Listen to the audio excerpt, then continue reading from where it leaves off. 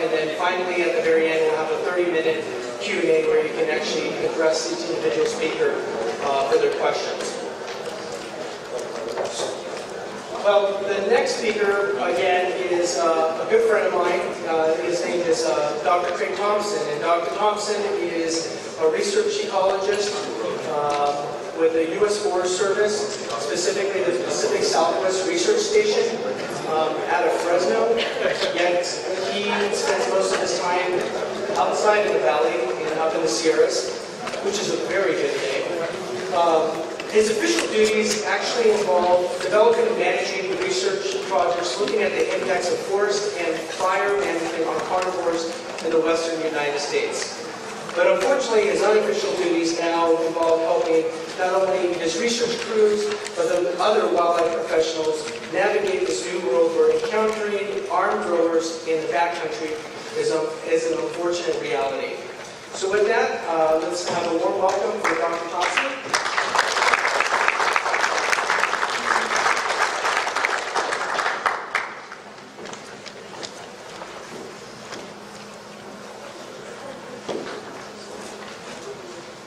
All right. Well, thank you, Murad. Like Murad said, I work as a research wildlife ecologist with the U.S. Forest Service Pacific Southwest Research Station. And over the past, since about 2007, I've been managing forest carnivore research projects in the Southern Sierras. As Murad said, primarily focusing on fire and fuels issues, forest treatment, questions like that. But over that time, we've seen kind of this development of these marijuana gardens going from kind of a curiosity to really dominating every aspect of our work. I want to point out, before I get started, that is not a grower in that picture. That is one of our technicians. But he was helping me kind of get in and look into some of the old gardens in our site. So I was kind of taking notes. Well, one thing I should say is that Murad asked me to talk primarily on kind of safety and logistics of working in this environment. Usually, I'm kind of on the other side talking about the science of the wildlife, so this is kind of a new topic for me, so please kind of bear with that. But one thing that I noticed listening to the talks earlier is that both Scott and Mark highlighted 2009 as a year when they kind of became aware that there was a lot more going on with this problem. I guess I found that interesting because I wanted to point out that in my own work, there was a bit of a paradigm shift in 2009 for two reasons. One, Rod touched on this a little bit earlier, is that we were part of the discovery of this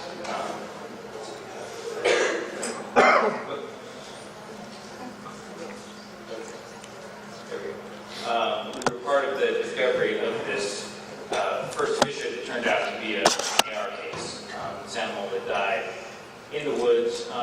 One thing he didn't mention was that animal was radio collared and had been tracked for most of its life. And so we knew that that animal was not encountering any agricultural farms. It was not getting near developments or anything like this. This was an animal that essentially lived in wilderness areas. So how in the world did it end up dying of cytotoxicosis? And so, as Ron said, when the pathologists got a hold of it, it was pretty obvious to them what it was that it had died of. And so we spent quite a while trying to figure out where in the world did this animal get into these things. And through a series of conversations with law enforcement, we finally started to realize how pervasive this problem actually was. How many of these grow sites were located kind of within our study area and around. And the same year, in July, there was an incident with a technician, a U.S. Forest Service wildlife technician down in Sequoia National Forest. This technician was setting track plate stations in the wilderness area for carnivore monitoring. I'll talk more about this project in a little bit. But essentially, this technician hiking alone in the wilderness area encountered a grow site. He became, apparently the growers were aware of his presence and began pursuing him. This pursuit lasted for something between an hour and a half.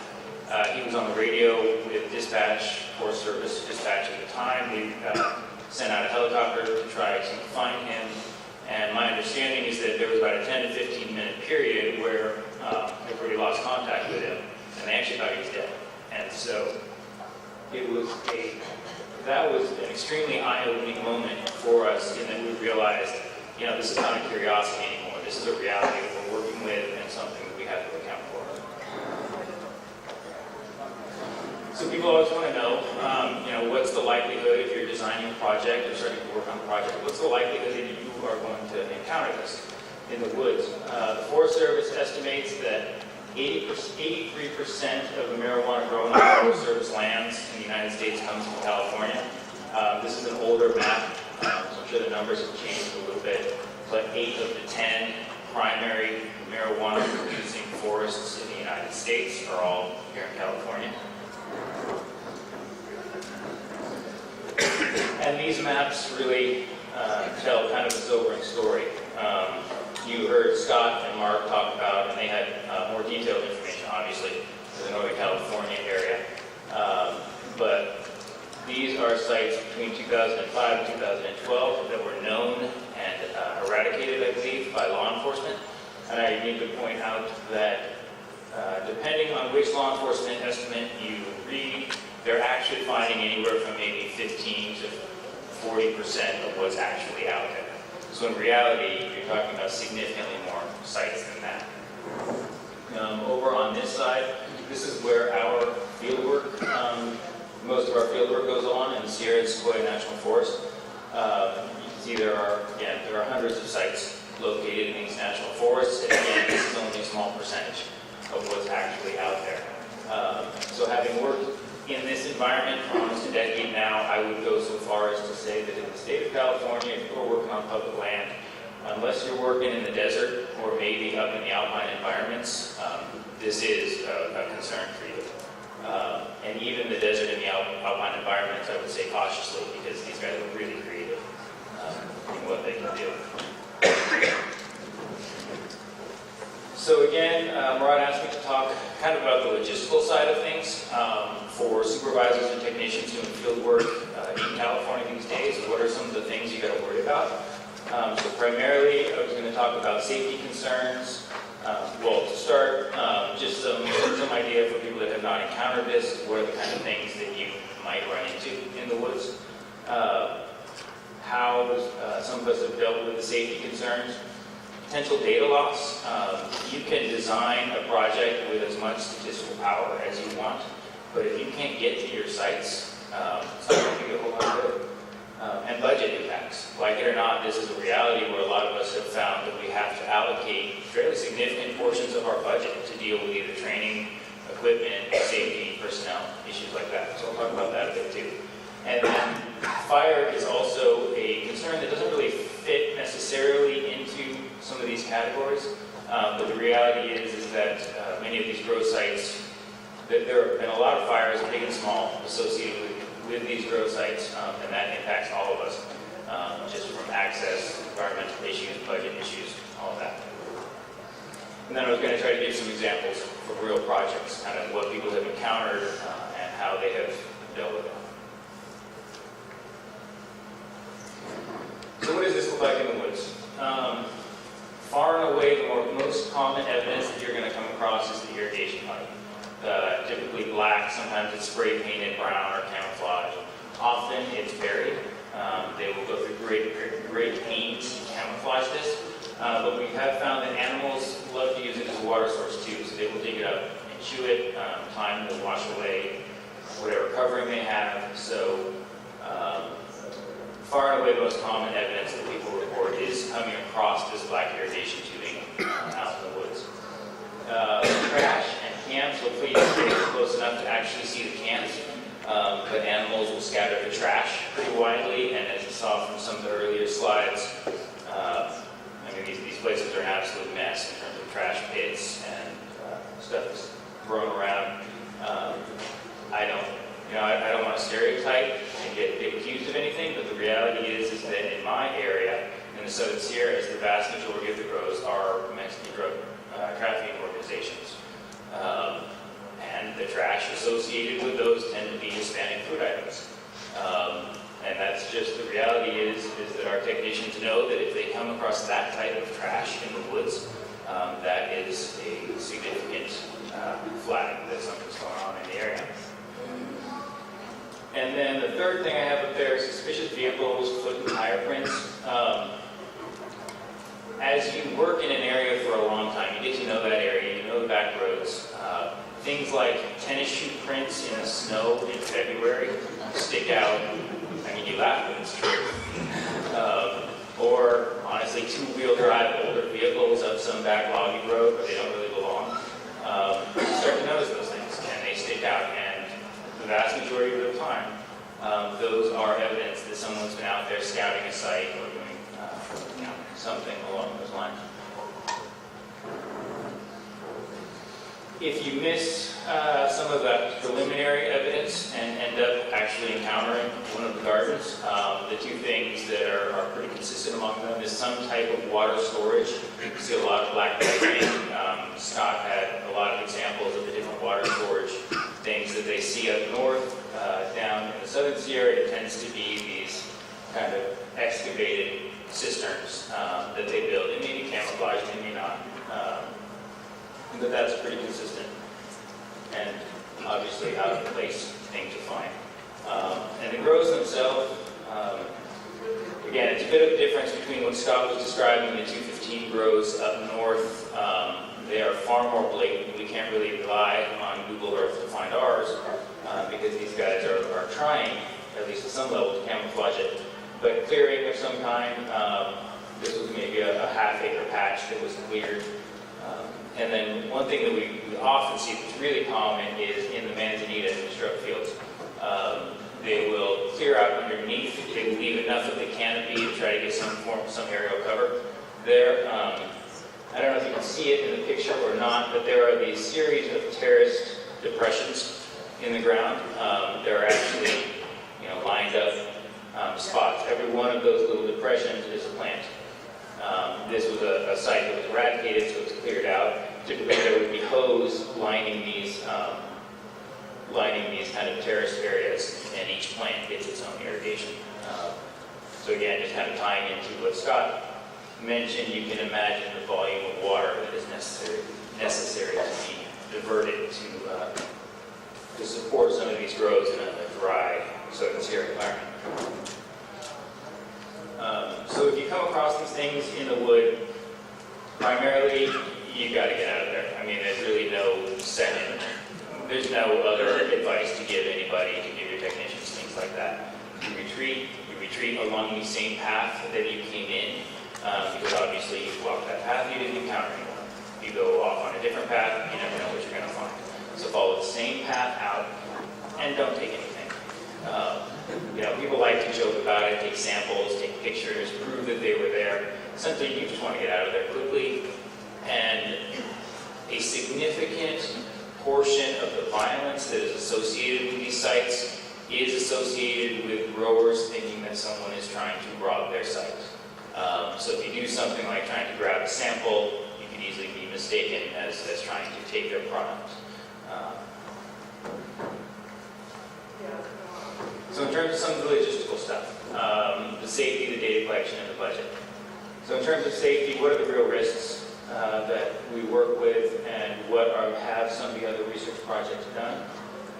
The three things that I want to touch on are interactions, where you actually are encountering growers where the evidence toxicants, which is a big issue from the ecological perspective, but I think it's an equally significant issue on the human health and safety perspective, and then fire.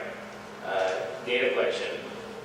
The restraints that working in this environment impose on us force us to kind of rethink a lot of our study designs and what we can accomplish and what we can do. And then budget. Like it or not, you're going to have to pay for some of this.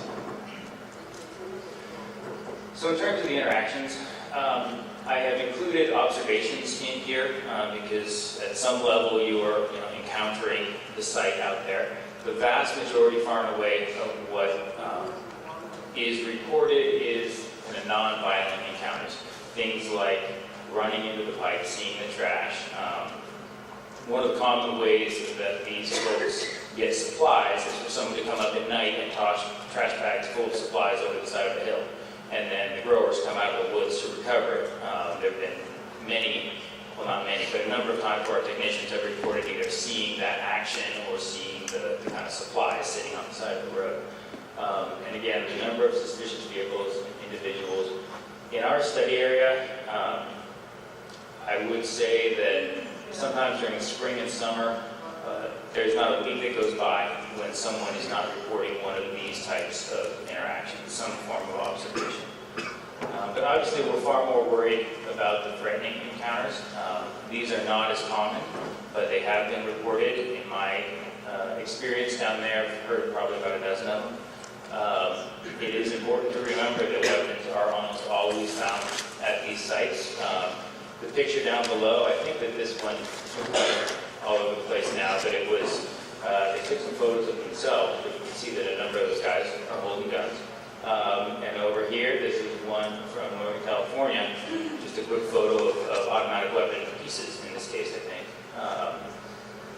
But it is important, very important to remember that as you are out and hiking around, again, if you encounter any evidence of this type of activity, odds are good that whoever's around there is armed. And so, again, retreating the same route that we came. In terms of some of the examples, there's a lot of stories of spotted owl technicians in particular being kind of cornered and talked with. I assume I'll talk a little bit more about why I think that is. But being either detained, threatened, told to leave the area, things like that. And there are some other examples of researchers actually being cornered during the day on roads, things like that. People trying to figure out what it is they're doing, why they're there.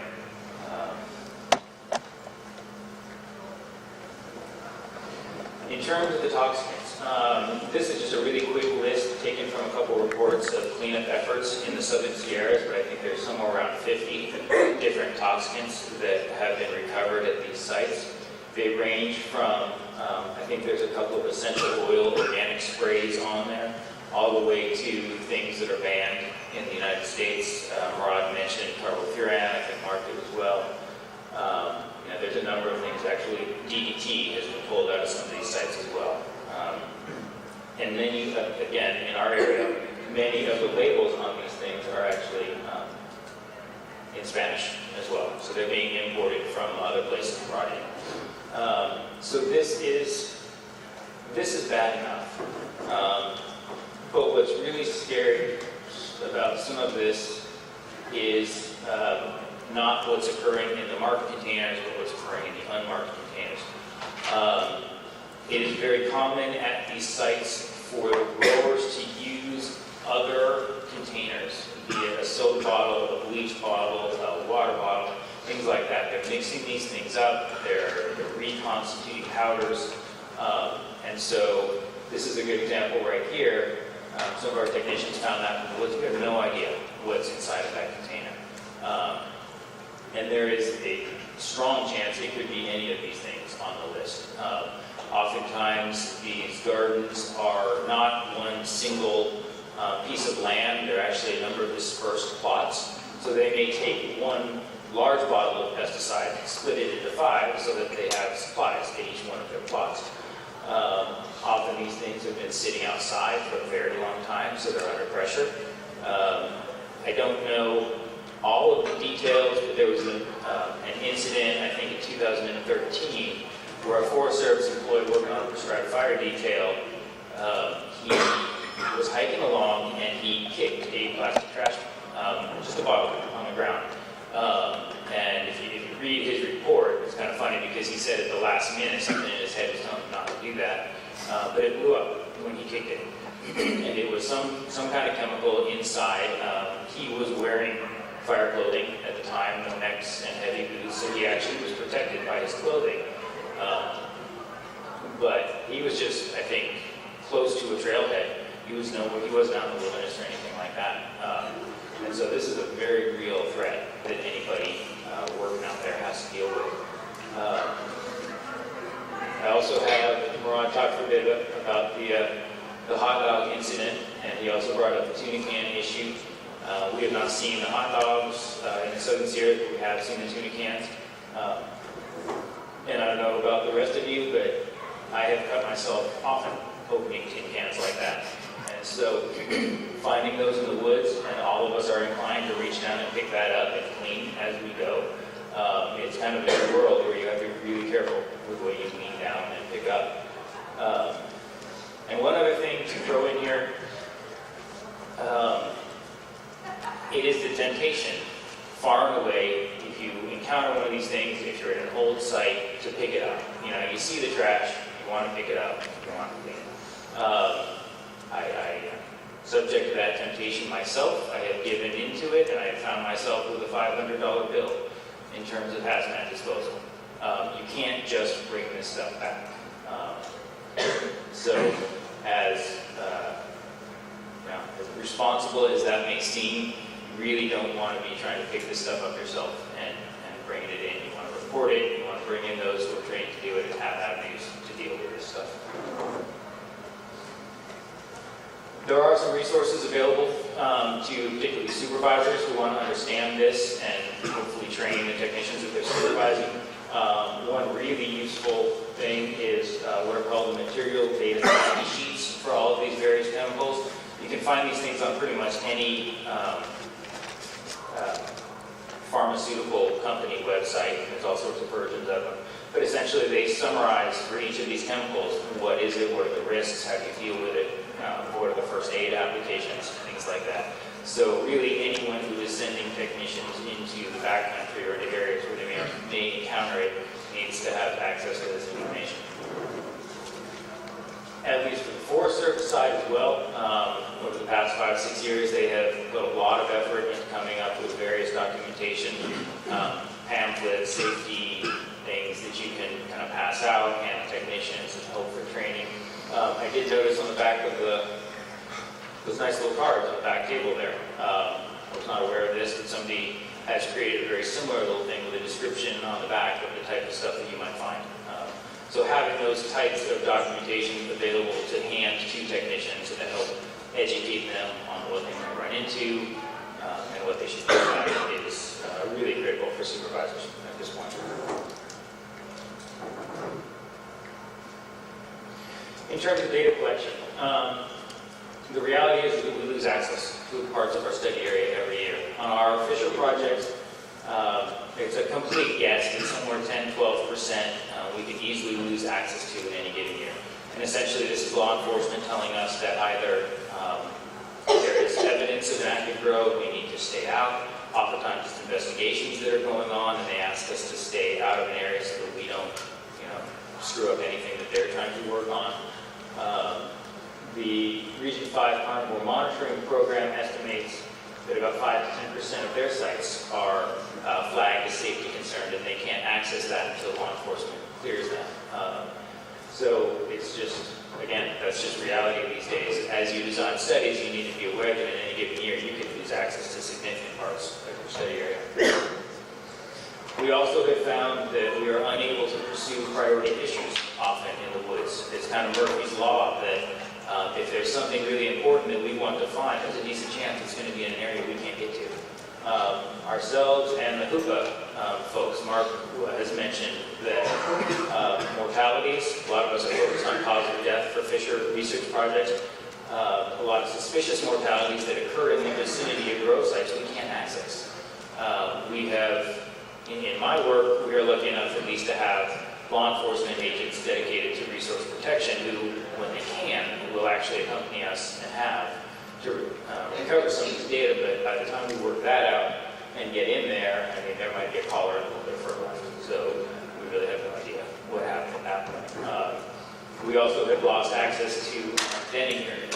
A significant part of what we do is monitoring fisher denning habitat activities, and if the dens are occurring in an area back in the grow sites, we lose our ability to monitor. In fact, last year, Forest Service law enforcement actually raided a site earlier than they wanted to at our request because of fisher den. They considered this site a significant risk to a denning female fisher, so they raided it as early as they could. Sadly enough, we still found her dead. Suspicious circumstances, but I think the necropsies are still pending for that. There's also a loss of efficiency. A lot of the way that people respond to this is by making people work in pairs. Historically, a lot of us used to work solo out in the woods, but you can't really do that in a lot of places anymore. And so you have to account for the fact that if you can afford to hire 10 people, and now they have to work in pairs, you're going to be collecting half the data that you planned on doing. So again, that is just the reality these days. And budget. Budget is not really all that exciting, but it is true that there are significant additional costs in terms of personnel, equipment, and I think spot devices up there, because that is one way that some of the wildlife research crews have enhanced the safety of their technicians. They've, the spot devices, if anybody's familiar with them, they're a little handheld GPS unit that tracks your path and also has some emergency beacons that you can use. And last year, I think the Spotted Owl project in the Southern Sierras used those very effectively as kind of a check-in procedure for their technicians when they couldn't afford to necessarily be doubling personnel and things like that. The IERC has reported that their field costs increased about $3,500 a month in order to double people up. Comes to about 5 to 8% of their grant funds are now used for these safety concerns, having to have additional technicians so that people aren't working singularly, and then equipping those technicians as well. You have significantly more equipment costs if you have more people. The track plate monitoring program has reported roughly a 25% increase in their personnel costs.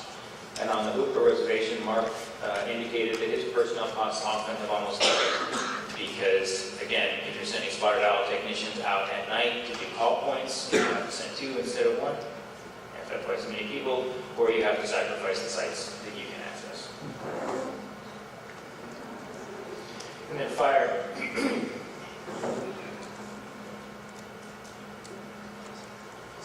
Fire doesn't really fit into any of those categories. But it is a fact that many of us who work in the forests deal with these days.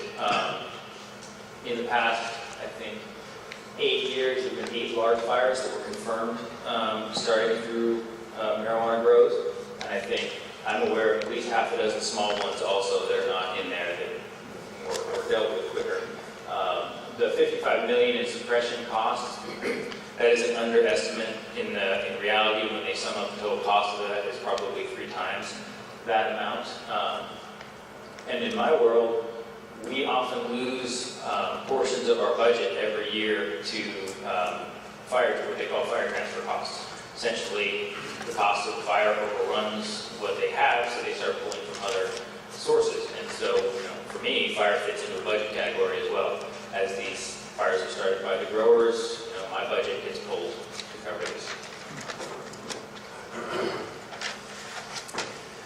So I wanted to talk a little bit about some real-life examples, what people see and how they deal with it. I have 3 different examples I want to go through, and I picked these 3 for a reason that your risk really does vary by the project that you're doing. How you design a project, you can minimize the risk that people are going to be exposed to. In terms of your study design, I have consistent versus off-trail, really referring to hiking and how you move in about the woods. There is far more risk if you are erratic in your movements off-trail, and anyone using radio telemetry to track an animal off-trail is erratic in their movement because you're pursuing that animal. If you are hiking a consistent path every day, say to check an instrument cluster, thing like that, you still may run across evidence, but your daily risk is significantly less. Timing of surveys. Again, there's been a lot more reports from spotted owl technicians about harassment than some of the other projects. They typically work at night. I don't really know the reasons for that, but I'm assuming that the growers are more active at night, or at least feeling more aggressive maybe at that time. And then the survey route. If you're out hiking, the route that you take will significantly impact your likelihood of encountering this stuff as well. If you are hiking the ridge line versus the drainages, your chance of encountering this in the drainage is far and away higher than up on the ridge lines. Typically what happens is they dam up spring or drainage, something like that, and then they will run that irrigation pipe for up to a mile. So as you're hiking the drainages, Odds are pretty good that you're going to come across it at some point. Might be old, might be new, but it's out there. So the first example I was going to use is the Kings River Experimental Watershed. This is obviously a watershed study in the Sierra National Forest, looking at the impacts of prescribed burning and forest thinning on water quality, sedimentation, and nutrient loading. Their methods are very consistent. They have extensive instrumentation on a couple of different streams, watersheds in the area, and they check these on, I think it's at least weekly, possibly more often than that they go in and collect data from these sites. So they're very consistent in what they do, and they follow the same trail every time. Talking with the technicians on this project, they do see some evidence as they're hiking, but not a lot. I would call this a very low risk project for them. The one thing that they did report is that as they're driving to these sites over and over again, they very often see the suspicious vehicles or people on the side of the road. And in at least one case where one of the technicians felt that he was being watched over and over again as he was accessing this site, he actually went as far to kind of shave his beard off and change his appearance because he didn't want to be labeled as a federal employee. In our own project, what I call the Kings River and Sugar Pine Fisher Research Projects, this is not in the Sierra National Forest, Bass Lake, and High Sierra Ranger Districts. And we do a large variety of monitoring techniques. We do a lot of capture, radio telemetry, remote camera surveys, and then detector dog surveys. Capture, I would call a fairly low-risk activity for us. We're generally working from the road. At that point, we do, again, see evidence as we're doing that, but our traps are usually somewhat within, some distance of the road, and so we're not hiking off trail too far for that. The remote camera surveys are a step up in terms of risk because we are accessing the same sites over and over again, but we are covering a lot more ground at that point. And the technicians report a significant increase in the amount of evidence that they see or old camps that they come across during the camera surveys.